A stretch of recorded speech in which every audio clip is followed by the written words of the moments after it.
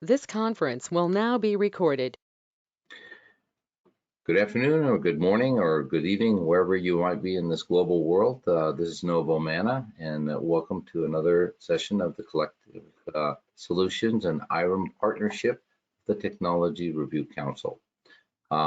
As always, we certainly welcome the questions. As Vivek and Bill have both told me, they would love to have questions. So let's give them a run for their money, so to speak. But again, I want to say thank you all for both keeping us supported here, joining us in the discussions, and we're very, very pleased. I'm very, very pleased. We have as I call him, a repeat presenter, Vivek Mehta from Weave, but in partnership with Bill Larkin from Workmates Hub. And I'm going to ask Vivek to introduce himself and then have Bill introduce him and explain to us a little bit of what we're seeing now in this new partnership. So Vivek, if you'd please go ahead and start, and go ahead and share your screen as well. Awesome, thanks, Doug. Hey everyone, my name is Vivek. I'm the co-founder and CEO of Weave. You might have seen us here, I think maybe a little more than a year back. Weave is an employee engagement platform that's built with conversational AI. We're here today in context of our partnership with Workmates Hub, where we've together developed a holistic solution for boosting employee retention and solving underlying employee turnover issues.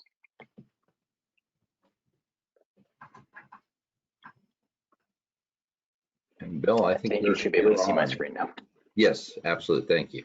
So no, thank you. Thank you for the TRC Council, and we would love your feedback as we go. We hopefully this will be interactive as we go throughout here. Let me just give you a before we get into Vivek's piece, let me give you a quick flyby on Workmates Hub, who we are and why we do what we do. Workmates Hub is an organization focused on helping organizations really transform their leaders through data. And what we found, our experiences have showed us that most leadership development programs aren't focused necessarily on the individual. They're not data driven as well as we think they should be, and they're sometimes overly generic. And we found that one size does not fit all in this marketplace. And we know that we fit in the category. Josh Burson identifies a category of leadership development, a specific category of coaching specifically designed for leadership development. And we believe we fit very well in that category. There's a lot of other types of leadership development, a lot of other things going on, but that's the category that we fit best in. And we're going to talk about that a little bit today. So if you look at our pyramid, you look at the very bottom of it, you know, business is the listen category, and Vivek's going to cover this a little bit specifically around employee turnover. But what we found is that as businesses' needs change and people change and priorities change, your workforce changes as well. So it's really, really essential to continue to listen to them empathetically, and listen to them continuously. And again, Vivek's going to cover that a little bit more. But as we move up the pyramid, we also know in the engage area that each leader brings their own life experiences, they bring their own business experiences. So engaging them individually and personally is really, really critical. And we're going to talk about that a little bit, but we can certainly cover that. Yes? Is there a question? Okay. We can certainly cover that in another session with you folks if need be. So that it's really important to engage the leaders for personal growth, individually and personally, and then eventually to transform them. And we transform the leaders precisely and actively. What does that mean? We develop programs for that individual as we listen to them, as we engage them, and as we help them transform. So that's what Workmates Hub does, and that's why we do it. Any questions on Workmates Hub? So I know right now I'm watching the chat box just and again. So if anybody's got a question, please place them there or unmute and let us just rip that question out there. So Rip away. With that, without further ado, Vivek, I know some of you met Vivek before and looked at his technology, but he's going to talk more specifically about employee turnover. So Vivek, you're up. Cool. Thanks, Bill. Yep. So as mentioned, some of you have seen us before. Since then, we've partnered with Workmates Hub to create a very holistic solution for employee turnover. So you're going to see something pretty different today. We combine Weave's conversational AI technology with the methodologies and people expertise at Workmates Hub. And together, we've been able to make a really big impact on boosting retention. Everyone's talking about it. We're in the Great Resignation, the Big Quit. I'm sure there's a couple other names. I'm not going to belabor the point, but as we all know, we're seeing over 88% increase in turnover in the last decade, and that number is continuing to rise. We also know that losing even one employee is extremely expensive, at an average $120,000 to replace a mid-level employee, $400,000 plus for high-skilled employees. But at the high turnover rates we're seeing now, not only is it an extremely expensive problem for many businesses and industries, it's becoming an existential threat that they can even keep their doors open. Now, what we see at a lot of our clients is three main reasons why they find solving turnover issues to be difficult. They don't know who's going to leave. They don't know why they're going to quit. And they don't know how to solve those underlying issues that are causing employees to walk out the door. And that's why Weave and Workmates Hub have come together to create a solution to retain talent and maximize the potential of every employee. We've developed a three-step methodology to do this in a scalable but also cost-effective way. And most importantly, empathetically, proving to employees that we can take care of their needs in a real-time basis, emphasizing the communities that organizations have already built internally. So the first step is to identify. We identify what drives turnover in an organization, the employees who are at risk of leaving, and the key people leaders that can make a difference for those at-risk employees. Second, we understand. Kim, our empathetic AI chatbot, who you may have met last time, engages with at-risk employees to understand the specific support that they need so that we really get down to the individual and personal level. She intelligently deep dives to actionable issues and uncovers the needs of each individual employee. And finally, we solve. We combine consulting, coaching with our AI-driven actions to provide very targeted solutions. We're able to resolve immediate employee needs in real time using our AI, and more complex strategic and people management issues get addressed via expert coaching, consulting, and training. Now, in our methodology, we're driving change really at three levels of an organization: strategic leaders, people leaders, and staff. So for staff, the value prop is we're providing an anonymous pipeline for them to voice their issues and to get the right support. The relationship we build with them is if you engage with Kim, our chatbot, you will see timely response and resolution to your issues. For people leaders, the value prop is that we're providing them with ongoing insights to stay up to date on their staff's engagement, their issues and their needs, and we help them be very responsive to those specific needs. And finally, for strategic leaders, we're delivering real-time data and comparative insights on overall employee sentiment. We're able to reveal early red flags for turnover, warning signs, and we can target the best next steps to take. We can also help implement those steps. One of our large clients is a hospital system with 10,000 employees. This year, they've been using our technology to engage specifically with COVID nurses who, as everyone knows, have been facing crazy burnout, extremely high turnover numbers. And they've been using our technology to ensure that those nurses are getting the right support and resources from management to not only prevent their own burnout, but also to ensure that they're meeting patient needs. In using our technology, they've seen a lot of big benefits. They've saved hundreds of person hours a month. They've become 18 times faster in identifying and responding to their employee needs. And as for the bottom line impact, we are helping them run an employee retention program that sees 50% lower turnover than the national average. And that's during the pandemic when hospitals are especially seeing very high turnover numbers. So I want to dive in a little deeper into how it works. So that first step is identify. Identify who's at risk and who has influence. The way that we do this is through a organizational network analysis. It's a simple, usually 6 to 10 question survey that creates a network map of workforce, which identifies the people who are in the center of the informal networks that drive your organization. So your communication networks, your knowledge sharing networks, your social networks, who are the people that sit centrally in them, and who are the people that sit on the outskirts. If someone is sitting on the outskirts of many different networks, if they're sitting on the outskirts of socialization and they're not in the know about the decisions that are happening in an organization, and they're not keyed into the innovative initiatives that are happening, that's someone that is likely at risk for turnover soon. Vice versa, the people that are sitting centrally in those maps, those are your key influencers, the one that can have the biggest impact on employees who are thinking of walking out the door. Once we identify those people that are at risk, next we want to engage with them. This is our understand phase. We want to understand why those employees are going to leave and how can we convince them to stay.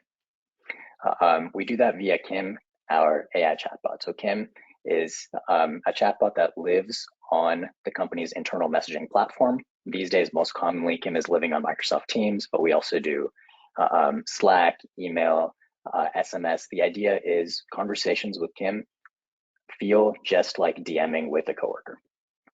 They tend to take less than 5 minutes of employee time per month, and she's usually proactively reaching out to employees to ask questions around the risk areas that we identified through a network analysis. For example, if we see that someone is sitting on the outskirts of a knowledge sharing network, we want to engage with that employee and understand if they really are or are not being kept up to date on important initiatives, and if that's influencing their likelihood to turnover.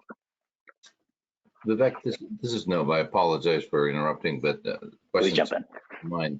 So, as Kim is asking, is that being solicited by the employee, or is that just a random perspective? And I'm just curious how that's occurring, or maybe you're going to show us that. I'm not sure. I'll show you a bit of it in a second, but to answer the question, Kim is proactively reaching out to employees with specific question sets based around the risk areas that are identified from that network analysis. And she's reaching out to specific employees based off of who we have an assumption are at risk, and we're going to validate those assumptions. Employees can always reach out to Kim 24/7 if they have anything that they want to escalate themselves. That said, we tend to see that's less than 5% of interactions that happen. Usually it's interactions that Kim is starting. Gotcha, thank you. Any other questions around Kim or the conversational intelligence before I move on to the last piece? Yeah, I have one. Have you considered the possibility that people on the outskirts of networks are just introverted and prefer to work that way? Yeah, 100%. So there's a few things that we do to work with that assumption. So one is the nature of the network analysis lets us identify relations that people themselves don't report. And we're measuring across a variety of different maps. So if there's someone that's sitting the outskirt of just the social map, we're not terribly concerned. But if they're sitting outside of a decision-making map, that's a greater cause for concern, even if that's someone that's introverted, because they're just not having impact in the organization in a way that could potentially put them at risk. Now, there are, of course, people that are like strong individual contributors that are inevitably going to sit on the outskirts of every map, but we still see them being happy and providing a lot of value. That's actually one of the main things that we're doing with these conversations with Kim.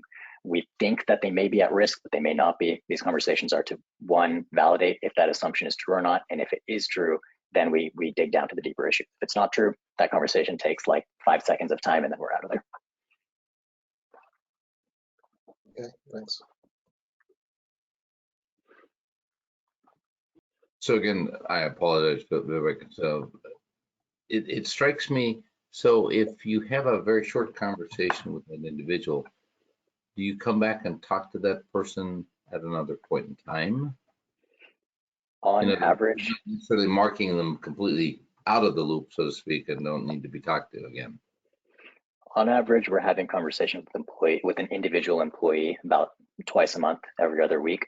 Wow. So we're combining like point in time conversations based off of risks that we see in the network analysis with kind of general employee engagement type questions. So we have an overall view of the employee experience in addition to like high warning signs and red flags. Great, thank you. So moving over to the last phase, this is solve, where we want to actually solve the issues that we've identified.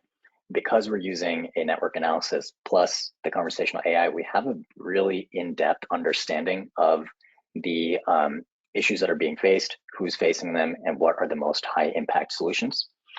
I'll show you in a moment how we're able to solve some of those things using purely the technology. Of course, many turnover related issues are people related problems. We know 75% of people that are turning over are doing so because of issues with their immediate manager. A lot of those things are not problems that technology can independently solve for. That's really where our partnership with Workmates Hub is very impactful, because we're able to deploy hyper customized and targeted solutions in the form of one-on-one coaching, micro consulting, trainings, facilitated discussion circles, etc. What we find is that many companies will have one, two, or maybe all of those different kinds of initiatives that are running, but they are haphazardly run, and they're not necessarily targeted to issues that employees are facing. They're not necessarily targeted towards business objectives. By combining the technology plus the services solutions we offer, we can be very targeted and not do too much, not do too little, make sure that we're seeing the impact. And that's, again, where the technology comes in to measure that these initiatives that we're rolling out are having the impact that we want to see in terms of employee engagement, motivation, and ultimately turnover. Vivek, you've got a question out there from Michelle, and I like her question, but I'll change it up a little bit. She's asking, is the leader advised that they are a flight risk, and does the leader get involved in the conversation? So that's Michelle's question.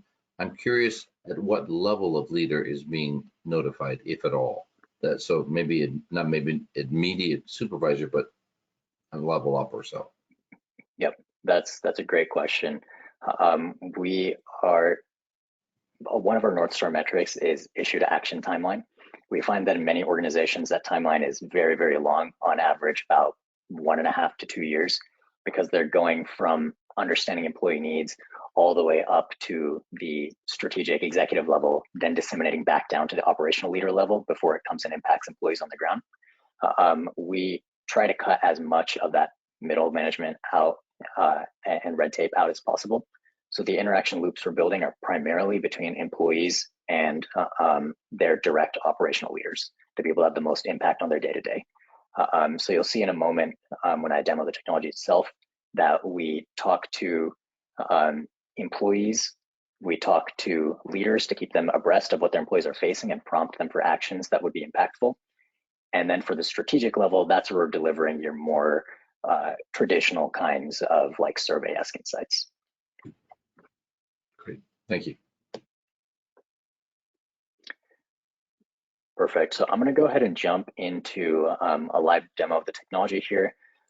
Please continue to jump in as we have questions. I think as it becomes visual, you'll definitely have some more questions come up. Are you able to see a network map on my screen? Absolutely. Perfect. Looks like so on the Bay Area Freeway. Yeah. Yeah, honestly, there's a lot of maybe too much to be coincidental overlap between what network maps of like organizations look like, what they look like in cities, and then network maps of like human neurons. But I'll save that tangent for another time. What we're looking at here is our identify phase. This is a network analysis that was run to identify at-risk employees. This specific map that you're looking at depicts a knowledge sharing network at an organization, specifically during times of stress. The way that we generate this network map is by asking a question like, when times are stressful, who keeps you informed about changes in day-to-day activities? And then employees point to people that keep them informed. Each of those connections is indicated by lines between circles here. These circles are individual people. The larger the circle, the more that employees are being informed about changes during stressful times from that person.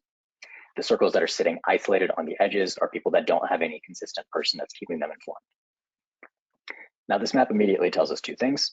It tells us that the people that are sitting on the outskirts are potentially at risk for turnover because they don't have proper communication and support during stressful times. And we also know that these big nodes at the center are potentially at risk for heavy burnout because they have so many people that are relying on them. These are also the key influencers who we know can have a lot of impact on these employees that are connected to them if we make sure that they're empowered in the right ways. This is actually another place where we work well with the experts from Workmates Hub, because we can identify the people that are at great influence.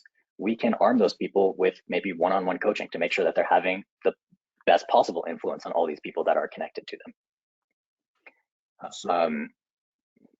Yeah, please. I do have a real quick question.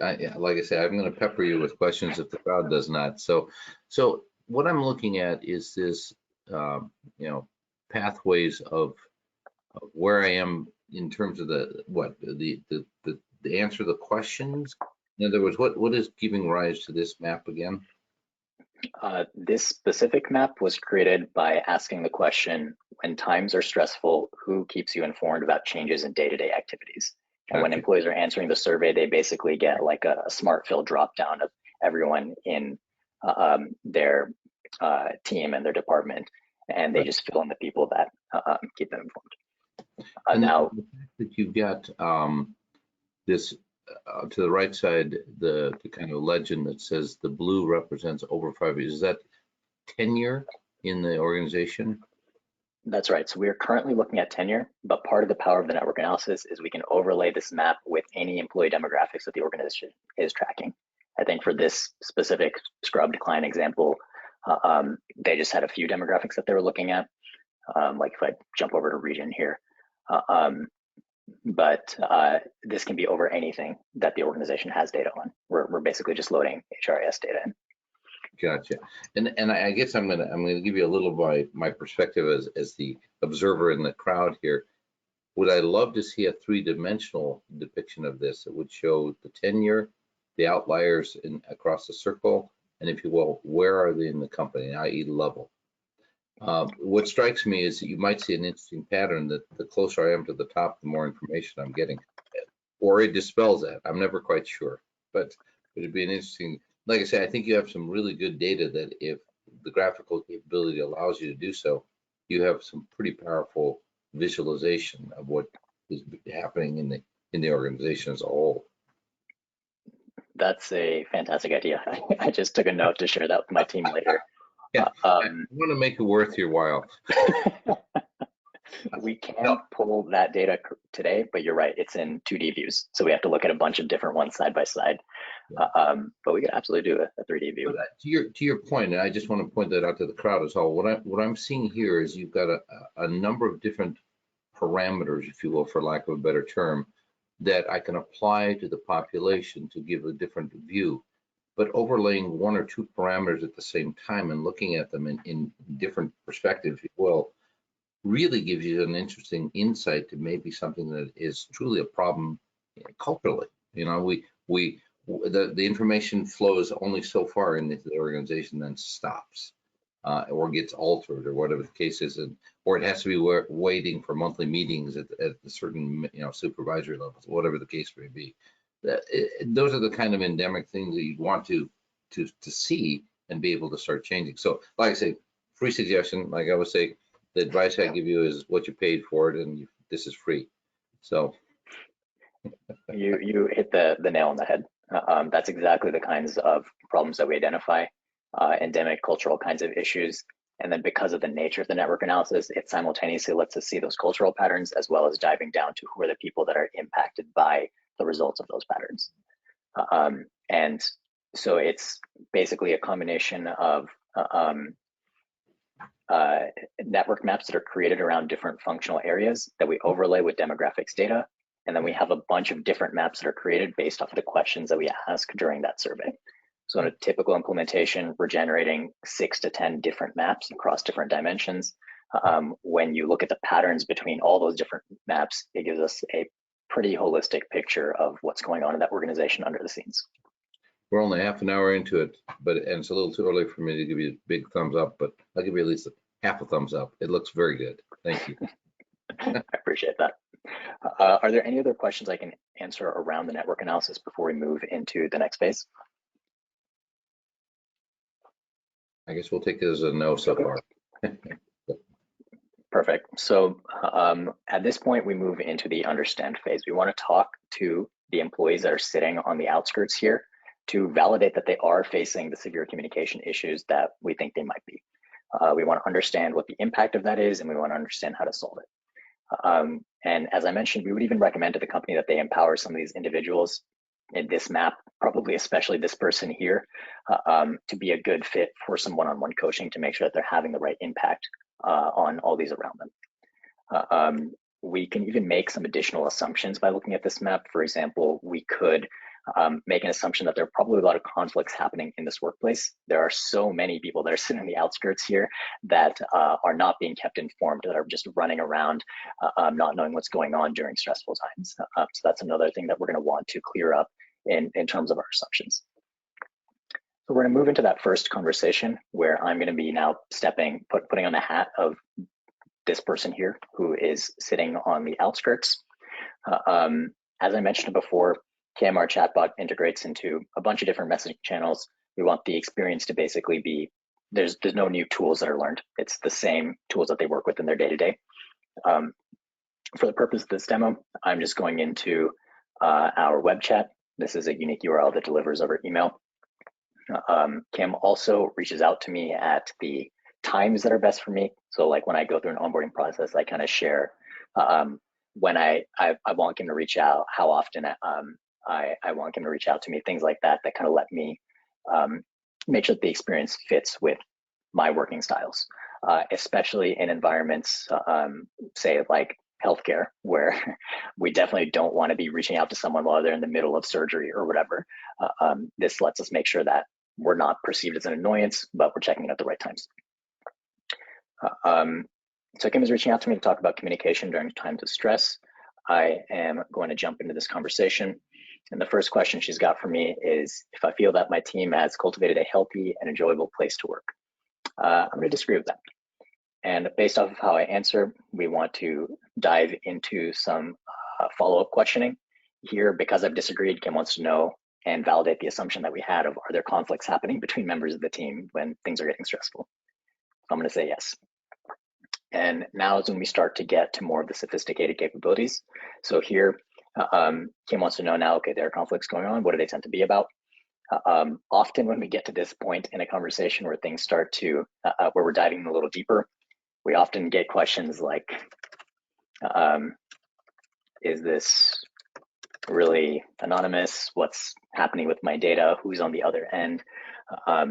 These are things that Kim is able to understand and answer in line to help make sure that we have trust where we need it. Kim is also able to handle a lot of small talk, like Siri or Google Assistant style. She can tell jokes. She can turn down propositions for marriage, which happens way more than we thought it would when we first started deploying Weave. But anyway, she'll basically answer questions that people have and then come back to the main point. So here I'm going to actually answer this question that she's got. I'm going to say, we've been super short-staffed and keep getting scheduled for last-minute shifts. I've raised this issue several times as it impacts customer service, but our manager refuses to listen and is demeaning. I've, as you can see, done a terrible job with spelling and grammar. Those are all things that Kim kind of cleans up in the back end before running through some forms of natural language processing and emotional analysis. So in this case, she wants to empathize with me that this is something that sounds frustrating, that she's going to take a note of my feedback and keep me in the loop. And I'll show you what that means in a moment. The last thing she's got for me here is how is leadership currently dealing with these kinds of issues? I'm going to say that they've just been avoiding it. And that's the last formal question she's got for me. She wants to know if there's anything else I want to share. And here, I want to take a moment to show you how Kim deals with things that a chatbot should not be dealing with, things that should be handled by a real person as soon as possible. So if I was to say something like, I'm being bullied, I'm facing a harassment issue, something else that's a serious kind of issue that's been escalated, those are things that Kim will immediately flag for. We put up into a separate escalation flow that goes up into the right person's hands as quickly as possible. We just saw actually a big example of this used today at one of our clients where they had a safety issue because someone broke in and like broke the glass and came into their office, and the person escalating it did not feel comfortable attaching their name to that. There was some, I think, personal connection between the person that broke in and this individual, but they wanted to get help and they wanted to feel more safe about it. Kim was their mechanism to escalate that in an anonymous manner. I will pause here for a moment to see if there's any questions around what interactions with employees look like. This is just one example of many, many, many kinds of conversations that Kim is having, though they typically are taking less than 2-3 minutes of an employee's time on average. And typically the goal is to start with some of the assumptions that we may have about the problems that that employee might be facing, validate them, and get down to an actionable issue as quickly as possible. So I don't see any questions in the chat bot. Anyone want to ask a question? I do have a quick question here, but I'll wait to see if there's anyone else. No, okay. So Vivek, here's I'll call it a dumb question. Seeing that Kim is able to interact with anyone in the organization and has, in a sense, let's say, established a little bit of a relationship, maybe even a trusted relationship. Are any of your clients using Kim to broadcast message? In other words, you know, let me go and talk to the people that I've identified potentially as at risk to make sure they are getting information of important nature. I'm just curious if it's an anti to what your solution is or your perspective, or I'm just curious what your thoughts are on that one. That's actually a very smart question because you preempted what I'm just about to get to. Sorry. Broadcasting is a very core functionality in Weave. In fact, if I just jump over to our dashboard, you'll see it's core enough that it's at the top level of our navigation.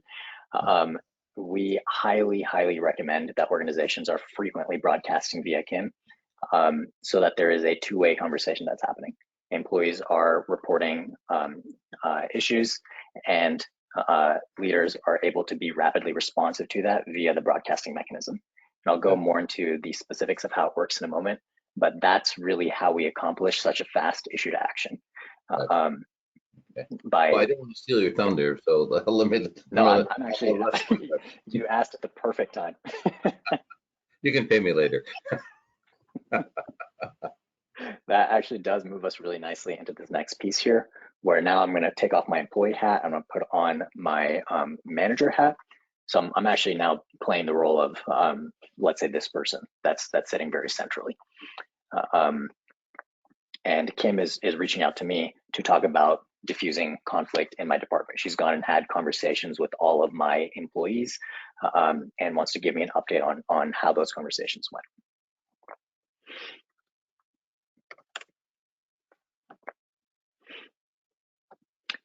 So she is giving me a bit of an overview here that the majority of my staff are reporting conflicts between staff and management, that those conflicts tend to be about last-minute scheduling changes, and that it's impacting customer service.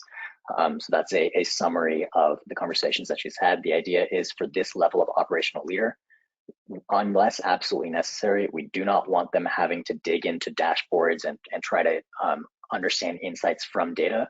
We want to present them with something very actionable in this conversational form, so it doesn't distract from their actual activity that they're doing during the day.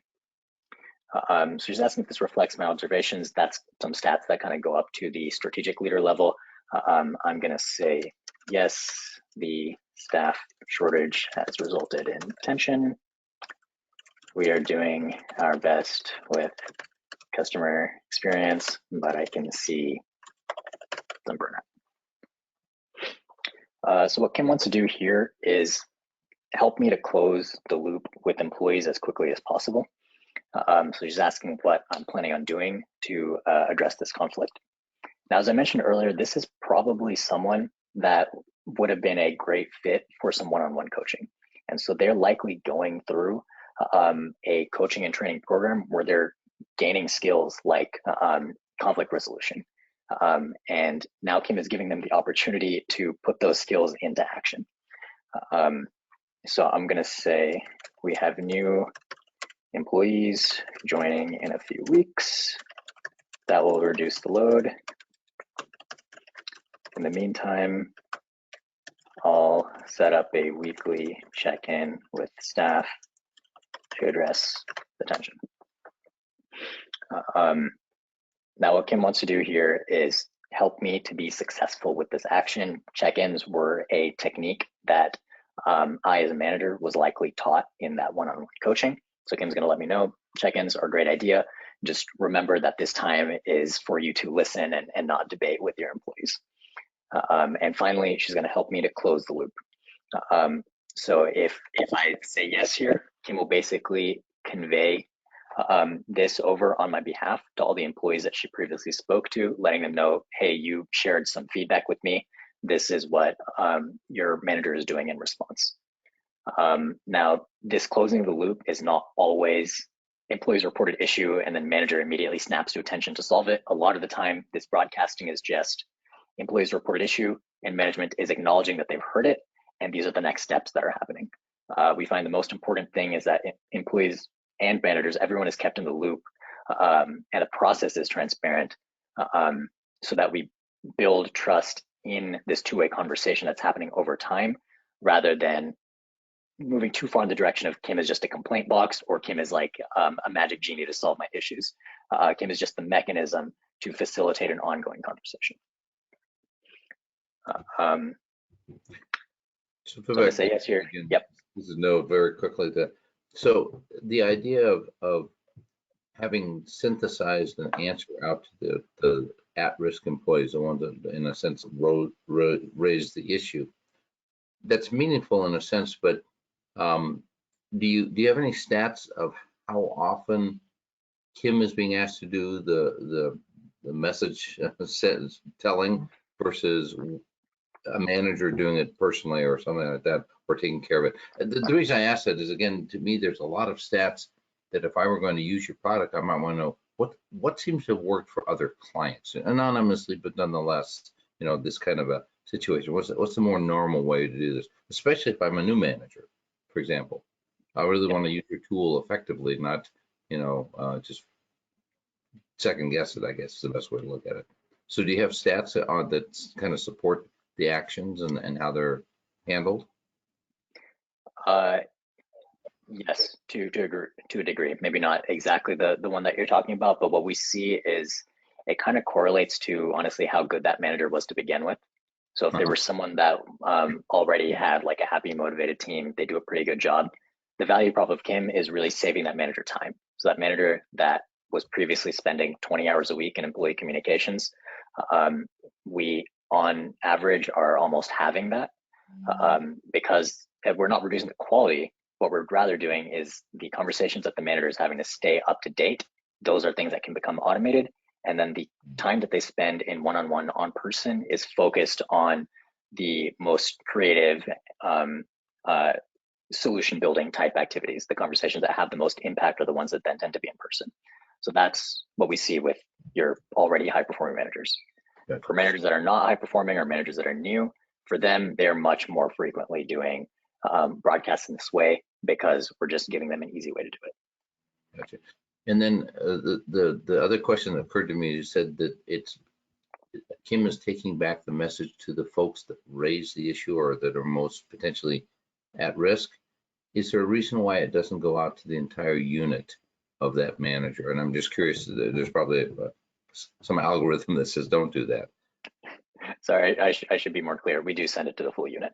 Oh, you do? We basically say, you or your peers shared this feedback, and this is what your manager is doing as a result. And it's actually an important part of the cycle, because especially when we initially go live, there's a demographic of employees that are like, oh, cool, a chatbot, I'm going to talk to it, I'm interested, or at least I'm curious. and there's a segment of employees who are like, this is a chatbot, I'm not going to take it seriously, and they will not engage.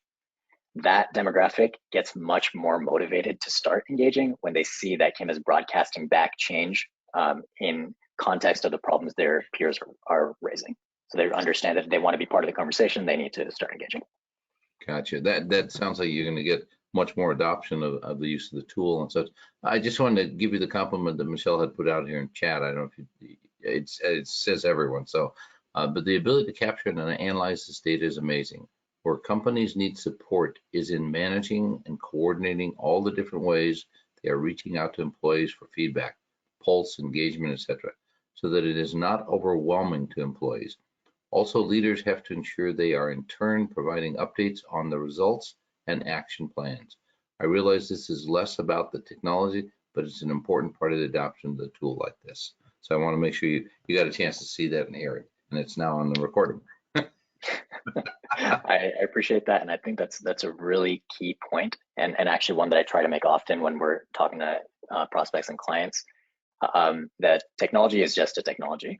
The biggest value that we're bringing is a clear process in place for leaders to be able to efficiently see very actionable issues and feedback from employees, and a clear process for everyone to take part in order to drive change at the organization. So typically when we first go live, the engagement and excitement about the product is just in the technology itself.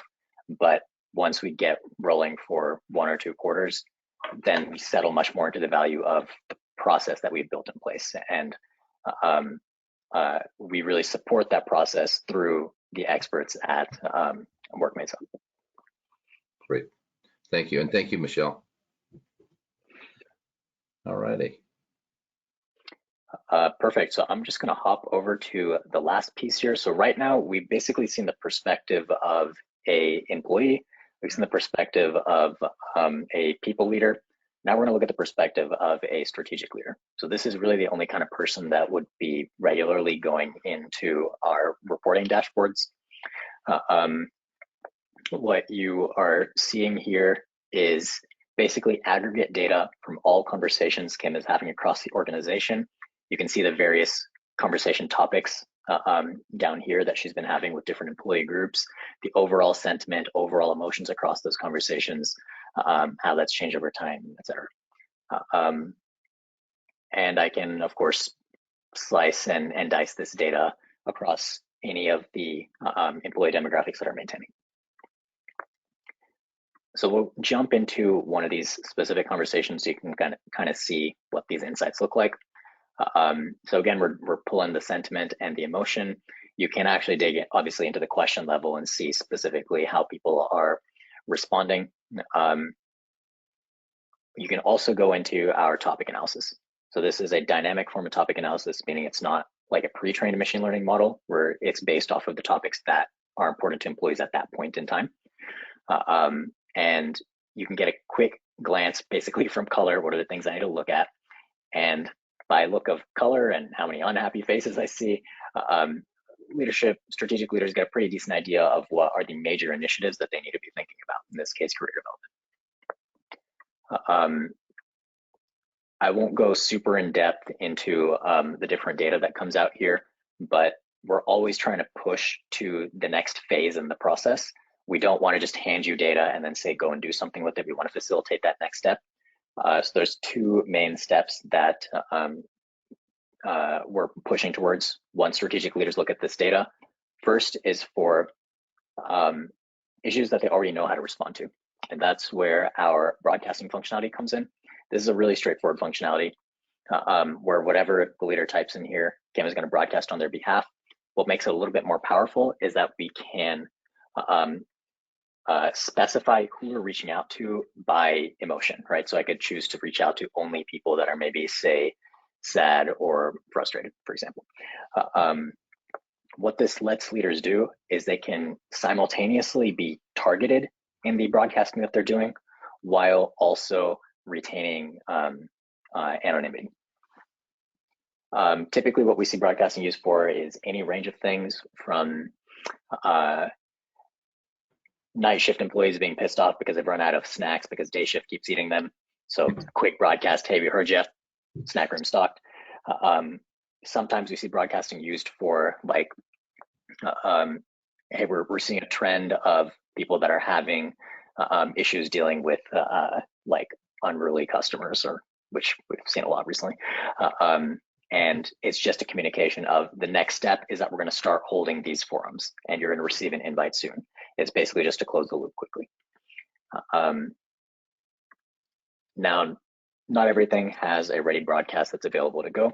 That's where our crowdsourcing functionality comes in. Here, Kim will reach out to employees saying, hey, you told me about this issue.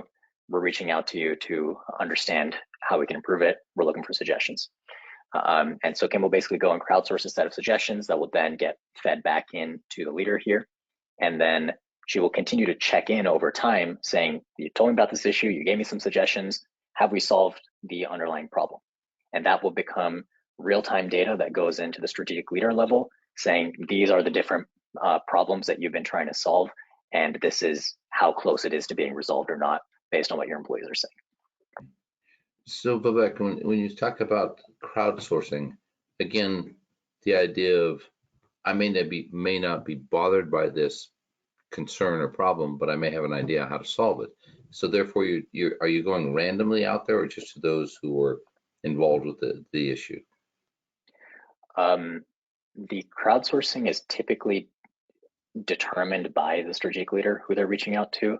We do have kind of best practices around it, and our recommendations tend to be reach out to the full units where you're seeing the problem being raised, even if that person may not be seeing it. The most successful organizations using Weave tend to have a very tight flow that we push through our coaches and consultants. And that flow is you reach out, you crowdsource employees to get suggestions for improvements, and you look for champions among those employees. Those champions, by the way, are in part identified through the network analysis. And then you empower that champion in conjunction with the manager to own their own project and drive that change. And that's another area where coaching becomes very beneficial. So you just triggered something in my mind that I would not have asked, but thanks for mentioning it. And that is, has any of your clients used this as a change management tool, assessing, let's say, the impact of a new program or a new system or something of that nature? I'm curious about whether or not that would even be relatable to Weave. 100%. No, you keep giving me great transitions into my next points. I'm sorry. I'm just thinking about real life around here, and I'll tell you that change management, no matter how much you do that, reaching out to the folks and really listening to the issues that are going on, seeing the predominance of it, and taking resolution and finding, to your point, the champions. That is the person who looks at this and said, it's not as bad as it seems to be, and here's why, are exactly the same people that you can count on to help propagate, the change. So I love what you just said, and I'm going to take that to heart. I guarantee you. You'll hear from me on another note shortly. That sounds great. Yeah, so the answer is absolutely yes. These days, the big change initiatives that we have experience working on are mergers and acquisitions, like post M&A, and digital transformation is a big one. Yeah. And I think, Bill, you may have some thoughts here, because the leadership development aspect of Workmates Hub becomes very critical when we're trying to drive a change management program. Weave's specific value props tend to be, we understand what's going on the ground. We tie kind of the big top level change initiatives to specific employee needs, and we obviously help them broadcast the change that's going on. And ultimately we give them an ROI on what that change looks like. And then a lot of like the actual enablement of that comes through Workmates Hub leadership development. Right. Thank you.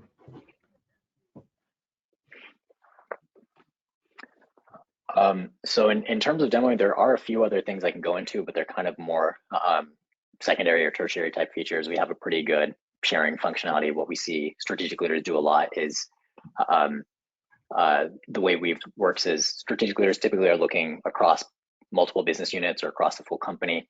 They can filter down to specific geographies or specific managers or whatever, and then they can share out that filtered down dashboard specifically to that leader and say, hey, look at just these things. And that leader can then, or that mid-level leader can now filter further down, but they can't filter back up, for example.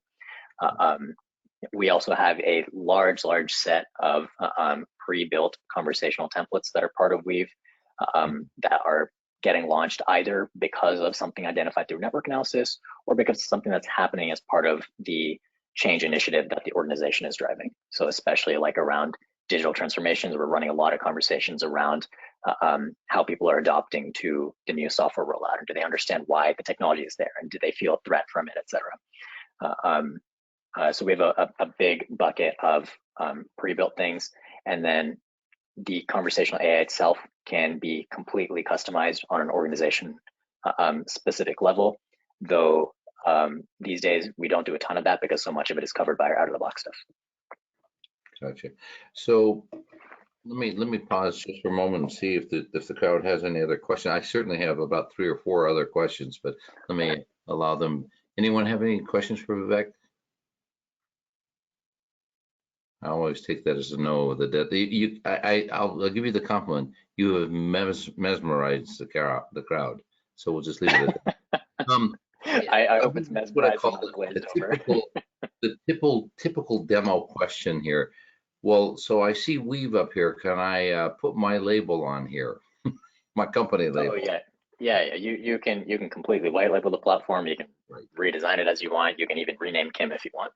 Perfect. Which we see sometimes because the head of HR is named Kim, and we don't want that confusion. Yeah, I'm talking to the head of HR. And I don't like the symbols. I think I want to put other little faces out there, emojis or whatever. Yeah, you can do all that. Okay, good. So I'll put it in the context of this, and I see this all the time from the cloud type systems. So I'm going to ask you the obvious question. You're in the cloud. You've got a number of clients. You've got statistical information coming in. You've got them all somewhat, I want to say, standardized.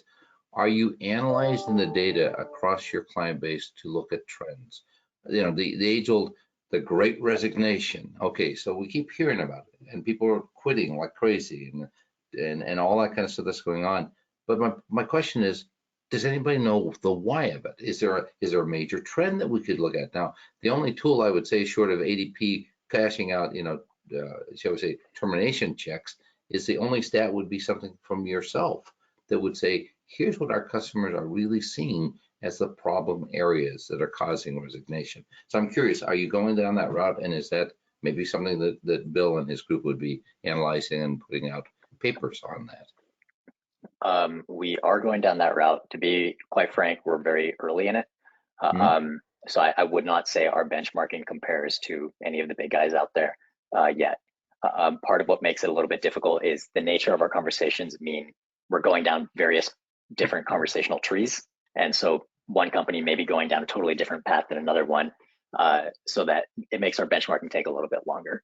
That said, 100%, what you're speaking towards is part of our vision, and that's absolutely where Workmates Hub comes in as well, because we can combine the data that we're getting through the technology with insights from in person on the ground. Right. So let me speak to the crowd very quickly, and then I certainly want I want to thank everybody who's attended. And if you have to leave, certainly I recognize that. But I'm going to leave the recording on for a while longer. And Vivek and Bill, if you're able to stay a little bit, if the crowd has any other additional things they'd like to ask or observations, certainly give some feedback to Vivek and Bill about what you're seeing. I'll just leave it going for a while. And again, thank you all for attending. Yep, Bill, thank you all so much. Thank you. To speak. Yeah, I wanted to make sure that you had an opportunity to speak about what you guys are doing with Weave. Say that again. I didn't hear that. No, I'm sorry. I was going to say if you wanted to speak a little bit about what you're doing with Weave in terms of partnership, that's absolutely fine. I'll just keep this going. Okay. Yeah, so one other thing on the aggregated data, what we're finding is that there's some organizations, private equity firms, PEOs that have multiple organizations in one grouping, if you will, and we're able to benchmark the data across those groupings of employees and give them back some benchmark data. And that's been really, really powerful for us as we go forward.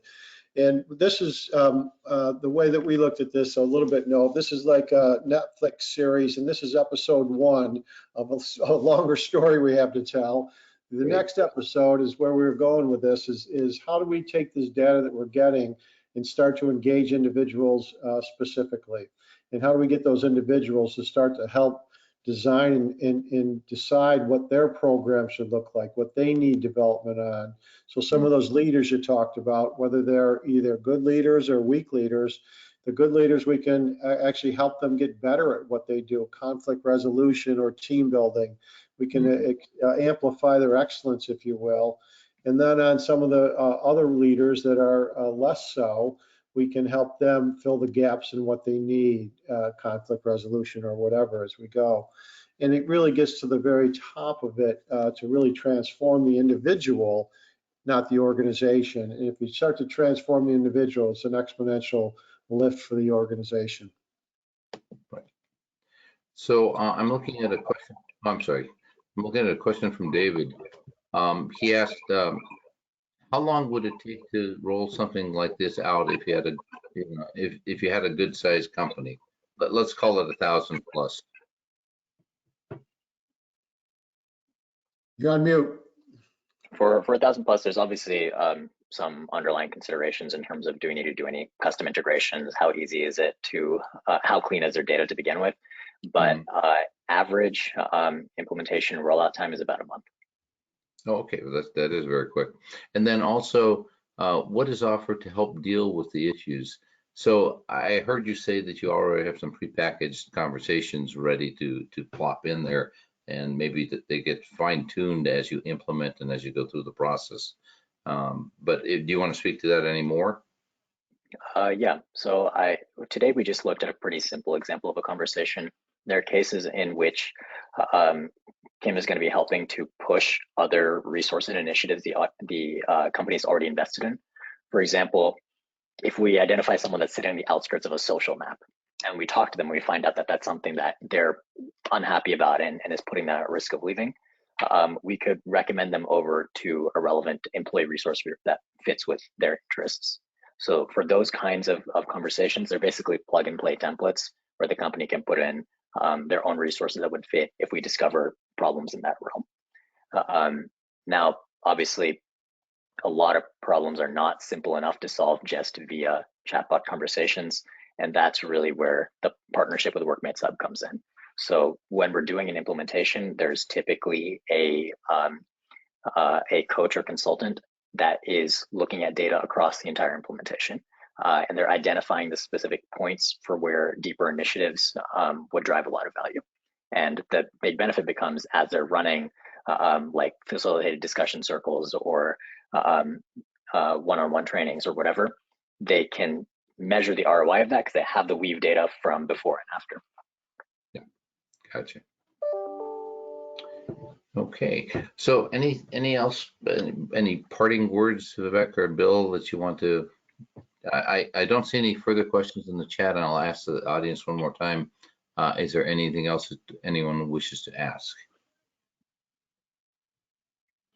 I will take that as a no. So I will say to both of you, thank you very, very much. You know, as you said, Vivek, we saw you before, but we're seeing something new, and I want to congratulate you. What I'm seeing here is the maturation of an ideal that is continuing to grow, and I think, let's take the Great Resignation out of the equation. I think it's a much needed product regardless of the situation.